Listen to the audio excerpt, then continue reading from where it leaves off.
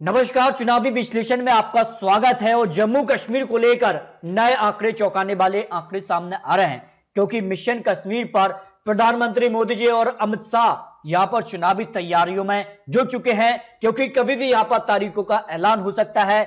अब 83 की जगह 90 सीटों पर यहां विधानसभा चुनाव होंगे।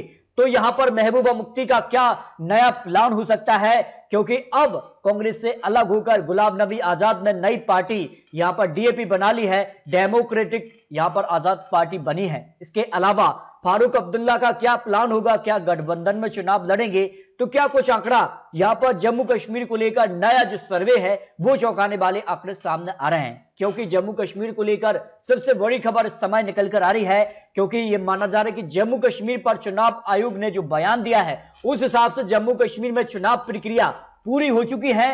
अब सवाल है कि तारीखों का ऐलान कब हो सकता है। तो यह माना जा रहा है कि यहां पर मार्च और अप्रैल के मध्य चुनाव कराने का जो यहां पर एक बड़ा फैसला हो सकता है। इसको लेकर महत्वपूर्ण जानकारी है, क्योंकि गृह मंत्री अब मिशन कश्मीर पर निकल चुके हैं और यह बीजेपी के लिए एक बड़ा मौका होगा, क्योंकि धारा 370 खत्म के बाद यह पहला चुनाव होगा। भारतीय जनता पार्टी चाहेगी कि यहां पर एक बड़ी जीत यहां पर मिले, क्योंकि इससे पहले डीडीसी चुनाव में बीजेपी सबसे बड़ी पार्टी बन चुकी है। तो जम्मू कश्मीर को लेकर नया ओपिनियन पोल, ताजा सर्वे के हिसाब से जम्मू कश्मीर में किसका पलड़ा भारी नजर आ रहा है, क्योंकि चौंकाने वाले नए आंकड़े सामने आ रहे हैं। इस हिसाब से नए कश्मीर के नए वोटर्स किसके साथ जा सकते हैं, क्योंकि जम्मू कश्मीर में अब बाहरी जो वोटर्स हैं वो भी यहां पर वोट प्रक्रिया में शामिल होंगे। तो ऐसे में यहां का क्या सियासी गणित सामने आ रहा है, किस प्रकार के गठबंधन बनेंगे, क्या महबूबा मुफ्ती और फारूक अब्दुल्ला का यहां एक महागठबंधन बनेगा, क्या प्रधानमंत्री मोदी जी अपने दम पर जम्मू कश्मीर में विधानसभा चुनाव के लिए जो बहुमत का आंकड़ा है उसको पार करेंगे, क्या एक बार फिर से गुफकार गठबंधन बन सकता है। तो इसको लेकर महत्वपूर्ण आंकड़े सामने आ रहे हैं। देखिए, इससे पहले आखिरी जो विधानसभा चुनाव जम्मू कश्मीर में हुआ था, उसके बाद यहां धारा 370 खत्म के बाद यहां पर राष्ट्रपति शासन है और अब यह माना जा रहा है कि इसी साल यहां पर कभी भी तारीखों का ऐलान हो सकता है। 2014 में जहां यहां पर पीडीपी ने सबसे ज्यादा 28 सीटों पर जीत हासिल की थी, तब भारतीय जनता पार्टी ने यहां पर 25 सीटें हासिल की थी। और उसके बाद तो काफी कुछ बदलाव देखने को मिला है। यहां पर 2019 लोकसभा चुनाव में भी भारतीय जनता पार्टी को फायदा हुआ था। उसके बाद धारा 370 का भी फायदा भारतीय जनता पार्टी विधानसभा चुनाव में लेना चाहेगी। इसके अलावा जो कहीं ना कहीं एक बड़ा मुद्दा बना हुआ था आतंकवाद का, उस पर भी यहां पर लगाम लगाने में सफल रही है भारतीय जनता पार्टी। तो इसको लेकर बीजेपी कहीं ना कहीं एक रणनीति के तहत काम कर रही है। जबकि अगर बात की जाए, नेशनल कॉन्फ्रेंस ने यहां पर 15 सीटों पर जीत हासिल की थी, कांग्रेस ने 12 सीटें और सीपीएम ने 1 सीट पर जीत हासिल की थी। 3 यहां पर सीटें निर्दलीय के पक्ष में रही थी। तो ऐसे में अब नए कश्मीर के जो नया ओपिनियन पोल है परिसीमन हो चुका है और 7 सीटें यहां पर बढ़ा दी गई हैं। 2019 लोकसभा चुनाव की और 2014 की भी बात की जाए तो 3 सीटें भारतीय जनता पार्टी ने और 3 सीटें पीडीपी ने हासिल की थी 2014 में। जबकि 2019 लोकसभा चुनाव में 44% यहां वोटिंग हुई थी, उसमें अगर देखिए तो बीजेपी ने 3 सीटें और 3 सीटें यहां पर नेशनल कॉन्फ्रेंस ने हासिल की थी।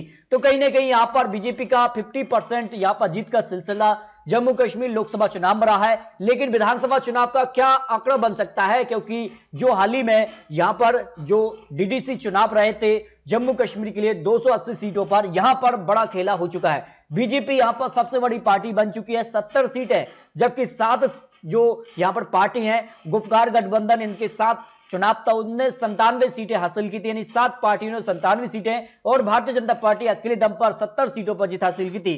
कांग्रेस ने 22 सीटें और 44 सीटें यहां पर निर्दलीय के तौर पर भी जीती थी। तो ऐसे में आने वाले जो विधानसभा चुनाव होंगे 90 सीटों पर विधानसभा चुनाव होंगे और इसको लेकर जो ओपिनियन पोल सर्वे सामने आ रहा है उस हिसाब से जम्मू कश्मीर को लेकर क्या आंकड़ा बन सकता है। जम्मू की 11 सीटों में से बीजेपी को 6 सीटें, जबकि यहां पर पीडीपी को 2 सीटें, डीएपी पार्टी जो यहां पर नेशनल कॉन्फ्रेंस और या इन्हें कहीं जो गठबंधन के तौर पर चुनाव लड़ेंगे उनके पाले में भी कुछ सीटें जा सकती हैं। डोडा की 2 सीटों पर की बात की जाए तो 1 सीट यहां पर भारतीय जनता पार्टी के पक्ष में, 1 सीट पीडीपी के पक्ष में जा सकती है। तरह से अगर बात की जाए पुलवामा की 4 सीटों में बीजेपी को सबसे ज्यादा 3 सीट की संभावना, पीडीपी को 1 सीट पर जीत की संभावना हो सकती है। यहां पर बड़ग्राम की 5 सीटों में भी भारतीय जनता पार्टी को 4 सीटें, 1 सीट यहां पर पीडीपी के पक्ष में जाने की संभावना दिखाई दे रही है। बादीपुरी की 3 सीटों में बात की जाए तो बीजेपी को 2 सीट, 1 सीट यहां पर पीडीपी यहां पर नेशनल कॉन्फ्रेंस के पक्ष में जा सकती है। पर गठबंधन के तौर पर नेशनल कॉन्फ्रेंस पीडीपी के साथ आ सकती है, जो अंदरूनी सर्वे सामने आ रहा है। अनंतनाग की 6 सीटों में बात की जाए तो भारतीय जनता पार्टी को 4 सीटें, जबकि पीडीपी को यहां पर 2 सीट की संभावना दिखाई दे रही है। कुपवाड़ा की 5 सीटों की बात की जाए तो कांग्रेस को यहां पर फायदा हो सकता है। कांग्रेस को 0 से 1 या 2 सीट मिल सकती है। पीडीपी को 1 सीट यहां पर डीएपी पार्टी के पक्ष में जा सकती है। कठुआ की 5 सीटों में बीजेपी को 3 सीट की संभावना, 1 सीट पीडीपी और 1 सीट यहां पर डीएपी पार्टी के पक्ष में जा सकती है। यहां पर गदरबली की 2 सीट पर बात की जाए तो बीजेपी को यहां पर 1 सीट पीडीपी के पक्ष में जाने का अनुमान ओपिनियन पोल के हिसाब से लगाया जा रहा है। सांबा की 2 सीट की बात की जाए तो बीजेपी को यहां पर 1 सीट डीएपी पार्टी के पक्ष में जाने की संभावना ओपिनियन पोल के हिसाब से दिखाई दे रही है। रामबाग की 2 सीटों में बीजेपी को 1 सीट और 1 सीट यहां पर पीडीपी यहां पर डीएपी पार्टी के पक्ष में जाने की संभावना दिखाई दे रही है। रियासी की 3 सीटों की बात की जाए तो बीजेपी को सबसे ज्यादा 2 सीट पर जीत की संभावना दिखाई दे रही है। 1 सीट पीडीपी यहां पर डीएपी पार्टी के पक्ष में जा सकती है।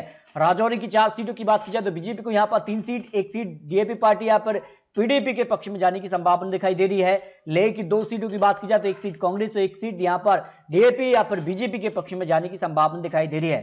श्रीनगर की 8 सीटों में से बीजेपी को सबसे ज्यादा 6 सीटों की संभावना, यहां पर पीडीपी को 1 सीट, यहां पर 1 सीट डीएपी के पक्ष में भी जा सकती है। कांग्रेस यहां पर खाता खोलती नजर नहीं आ रही है। शोपिया की 2 सीट की बात की जाए तो कांग्रेस को यहां पर 0 सीट, जबकि पीडीपी को 0 सीट, 1 सीट डीएपी यहां पर जो है नेशनल कॉन्फ्रेंस के पक्ष में जा सकती है। 1 सीट बीजेपी के पक्ष में जाने की संभावना दिखाई दे रही है।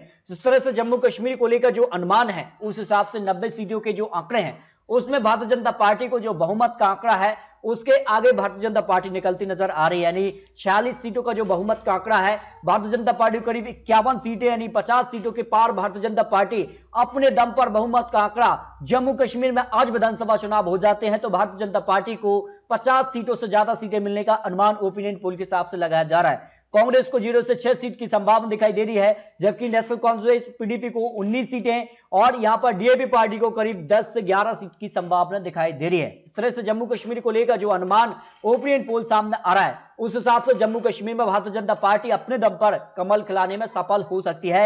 यानी धारा 370 का फायदा उनको मिल सकता है। नए कश्मीर को लेकर जो नया ओपिनियन पोल सामने आ रहा है।